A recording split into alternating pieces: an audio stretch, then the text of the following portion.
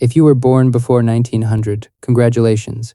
You just entered a survival game where the difficulty is set to unreasonable. Modern people live to like 80 and spend half that time complaining about their knees. Ancient people were thrilled to see 30, and I'm not talking about living badly for 30 years. I'm talking about white-knuckling your way through every single week, hoping you don't get taken out by something incredibly stupid. Because that's how most people went. Stupidly. A cut on your thumb could kill you in 4 days. This is what actually ended most ancient humans, and it's way dumber than you think. Okay, let's start with childbirth because it needs to be said. Childbirth in ancient times was like playing Russian roulette, except the gun was your own body. About 1 in 10 women just didn't survive it, which sounds bad until you realize most women had like 7 kids. So you were rolling those dice multiple times. There was no epidural, obviously. Pain management was either bite this leather strap or here's some wine, good luck. If the baby came out sideways, both of you were probably done. If you tore, you bled out on the floor while everyone just kind of stood there. And if you got an infection afterward, you had about 3 days of fever before your organs gave up. This infection was called childbed fever, and it murdered millions of women. It was caused by bacteria, but nobody knew what bacteria was. Doctors would go from dissecting corpses in the morgue to delivering babies without washing their hands. Just straight from dead body to newborn. Zero hesitation. There was this one doctor in the 1840s named Ignaz Semmelweis who said, "Hey, maybe we should wash our hands." And the medical community responded by calling him insane and ruining his career. He proved hand-washing reduced deaths by 90%. They literally had the data, and they ignored it because the idea that their hands were dirty was offensive to them. Semmelweis died in a mental asylum. Women kept dying for another 50 years. For babies, it was even worse. About 4 out of every 10 kids didn't make it to age 5. That's why families were huge. Not because they loved the idea of a big family. It's because they were playing the numbers game. Have 8, maybe 3 survive. Childhood wasn't a phase, it was a gauntlet, and most didn't make it through. Alright, now we need to talk about the actual #1 killer in human history. And it's gonna sound ridiculous, but I need you to take this seriously. Diarrhea. I know. But more humans have been killed by diarrhea than every war, famine, and predator combined. It's not even close. Here's the thing, diarrhea isn't the problem. It's your body panic ejecting something bad. The problem is that when you can't stop, you dehydrate. And dehydration shuts your organs down in about 3 days. There was no IV drip to rehydrate you. There was no Pedialyte or Gatorade or even clean water to sip. You just slowly turned into a raisin and died. Cholera would rip through a city and kill half the population in a week. Dysentery did the same thing but slower and more painful. Typhoid fever gave you diarrhea and a bonus fever that cooked your brain. All of these spread through water. And here's the kicker, ancient humans had no concept of water contamination. They drank from rivers where animals were pooping upstream. They dug wells 10 feet from their outhouses and were shocked when people got sick. Entire cities shared one water source. When one person got cholera, the whole town got cholera because they all drank from the same infected well. And nobody connected the dots. They thought disease was caused by bad smells. Miasma theory. If it smelled bad, that's what made you sick. So they'd avoid the stinky part of town but drink water that had a corpse floating in it. Priorities were all over the place. Diarrhea is still killing people in developing countries right now. Here's a fun one. You could die from a splinter. A tiny one, like one you'd pull out with tweezers and forget about. That could kill you, because any break in your skin was an open invitation for bacteria to set up shop. Once they moved in, you were cooked. You'd get a cut on your hand from working, which was constant because everyone worked manually. And you'd just wrap it in a dirty rag and hope. If it started swelling and turning red, that's when you started worrying. If red lines started creeping up your arm, you were dying. That's blood poisoning, also known as sepsis. Your immune system freaks out and starts attacking your own organs. They shut down one by one like dominoes, all because you got a splinter. Soldiers died from blisters more than they died from sword wounds. Because sword wounds were dramatic and got treated immediately. A blister, you just walked on it until your foot turned black. Gangrene was super common. That's when your flesh dies and starts rotting while still attached to you. The only treatment was to cut it off. And they didn't put you under because anesthesia didn't exist. They just tied you down, gave you a belt to bite on, and started sawing. If the shock didn't kill you, the infection from the amputation probably would, because they used the same saw on everyone. Surgeons didn't sterilize anything. In fact, they were proud of their blood-caked aprons because it showed they were busy. It was like a badge of honor. Look how much surgery I do. My apron is basically a biohazard. Your odds of surviving surgery were 50-50 at best. Let's talk about teeth. Your teeth were absolutely out to get you. There were no dentists, there was no toothpaste, there was no fluoride in the water. Just 32 little bones in your face slowly rotting, and when they rotted, they took you with them. Cavities were a guarantee. You were never avoiding them. You were just waiting to see which tooth went first. Once a cavity formed, it would dig deeper until it hit the nerve. At that point, you had a throbbing nightmare in your skull 24 hours a day. Eventually, it would abscess. That's when your gum fills with pus trying to contain the infection. If the infection spread beyond that little pus pocket, it went into your jaw, then your bloodstream, then your brain. Kings died from tooth infections. Not metaphorically, literally. King John of England probably died because of a bad tooth. So did Pope Clement VII. These were people with access to the best medical care available at the time, and they still got taken out by a molar. Regular people had it way worse. They pulled their own teeth with pliers. No numbing, just grab, twist, and yank. Sometimes the tooth would break and leave the root buried in your gum, and that would get infected too. There were traveling tooth pullers who went from town to town, yanking teeth in the street. For some reason, they wore necklaces made of the teeth they'd pulled, which is objectively the most terrifying accessory you could possibly wear. People would chew on willow bark to dull the pain, and it actually worked because willow bark has the same chemical as aspirin, but they didn't know that. They just knew stick make hurt less. Most ancient people weren't just hungry, they were malnourished in the medical sense. Their bodies were missing critical nutrients and just kind of falling apart slowly. Scurvy made your gums bleed and your teeth fall out. It also reopened old scars because your body couldn't maintain scar tissue without vitamin C. Sailors got scurvy constantly because they went months without eating fruit. Rickets made your bones soft. Kids grew up with bowed legs and spines that curved the wrong way. You'd see a 10-year-old who looked like they were shaped by a bad sculptor. Pellagra came from a lack of niacin and gave you what doctors called the 4 Ds. Diarrhea, dermatitis, dementia, and death.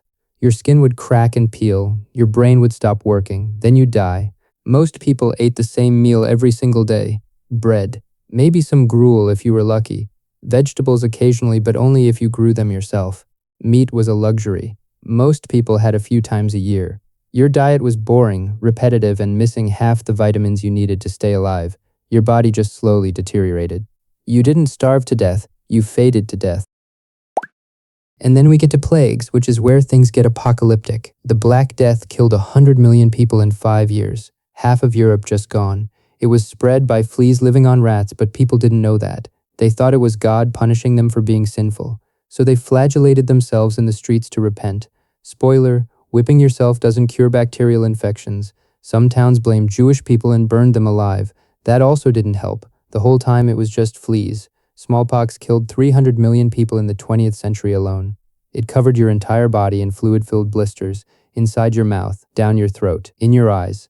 30% of people who caught it died.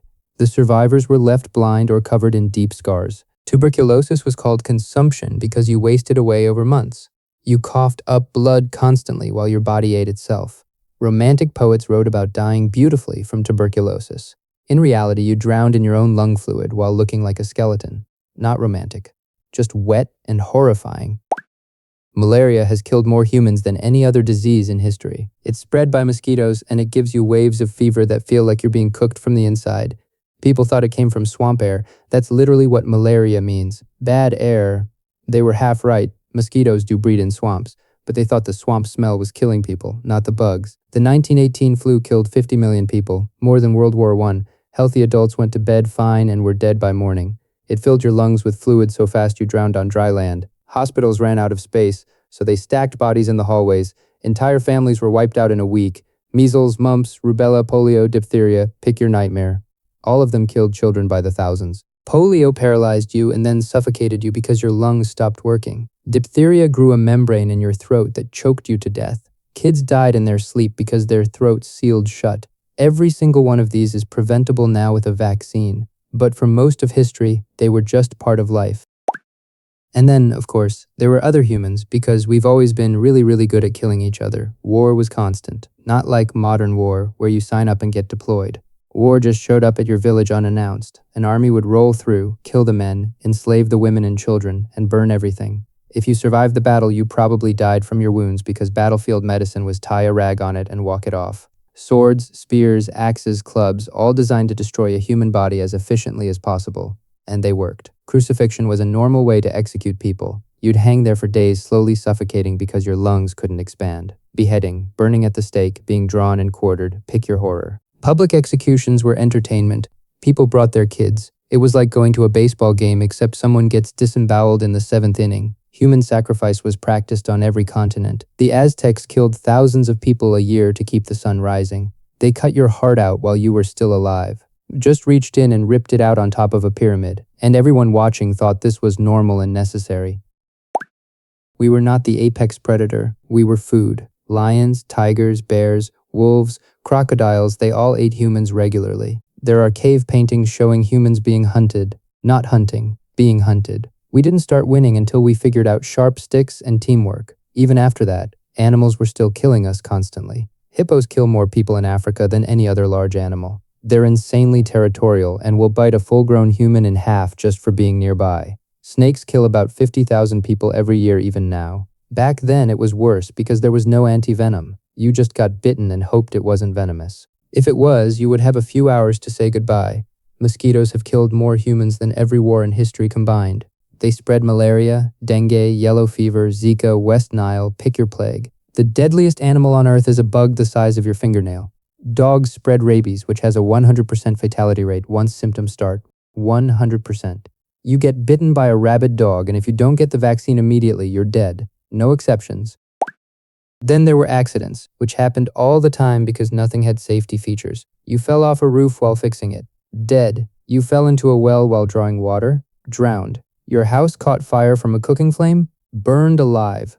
There were no building codes, so structures just collapsed sometimes. Bridges fell, towers crumbled, walls caved in. You'd be walking down the street and a building would just decide it was done standing. Mining was essentially a death sentence. Tunnels collapsed. Poisonous gas filled the shafts. Explosions, 1 in 5 miners didn't come back up. Those are terrible odds, but people did it anyway because they needed money. Farming killed people constantly. Kicked in the head by a horse, gored by a bull, trampled by oxen. Farm equipment was designed to process grain, not protect fingers. You got your hand caught in a thresher. That hand was gone, and then you died from the infection. Drowning was incredibly common because most people didn't know how to swim. You fell in a river, you just sank. That was it. Weather killed millions of people. Heat stroke in summer, hypothermia in winter. There was no heating or air conditioning, so extreme weather just killed whoever was weakest. The old, the young, the sick, they didn't make it through winter. You'd freeze to death inside your own home. Summer heat waves killed thousands at a time because there was no way to cool down. Droughts caused famines that wiped out entire regions. Floods destroyed villages overnight, hurricanes, tornadoes, earthquakes, volcanic eruptions. Nature had a whole menu of ways to delete you, and there was no warning system, so you just woke up to disaster. So let's just take a second to appreciate how much of a nightmare this was. You wake up as an ancient human. You drink water that might have cholera. You work barefoot in a field and get a cut that might go septic. You eat the same gruel that's missing half the vitamins your body needs. You live in a house that might collapse or catch fire. You're surrounded by animals that want to eat you and diseases that are invisibly spreading. And if you make it to 40, you're considered elderly because your body is already destroyed. Most people didn't make it that far. The average lifespan was around 30, but that's skewed by infant mortality. If you survived childhood, you might make it to 50 or 60, but you'd be in constant pain. Your teeth would be gone. Your joints would be shot. Your back would be ruined from manual labor. There was no retirement. You worked until you physically couldn't anymore, and then you died. Modern medicine changed everything. Antibiotics, vaccines, sanitation, refrigeration. These inventions are less than 100 years old. For 99% of human history, none of this existed. You are living in a statistical miracle. The next time you're mildly inconvenienced, just remember, your ancestors survived plagues, famines, wars, and infections from splinters. You get upset when your phone takes more than 3 seconds to load. They died from drinking water. You complain when your water isn't the right temperature. They had to fight off actual predators. You have to fight the urge to buy stuff you don't need on Amazon at 2 in the morning. They gave birth without anesthesia. You need a week to recover from a cold. The gap between you and them is absolutely massive, and it all happened in the last century. Penicillin was discovered in 1928. Less than 100 years ago, a cut could still kill you. Your grandparents grew up in a world where basic infections were fatal. You live in a world where you can survive almost anything. You are the exception to 10,000 years of human suffering. They clawed their way through existence. You scroll through existence.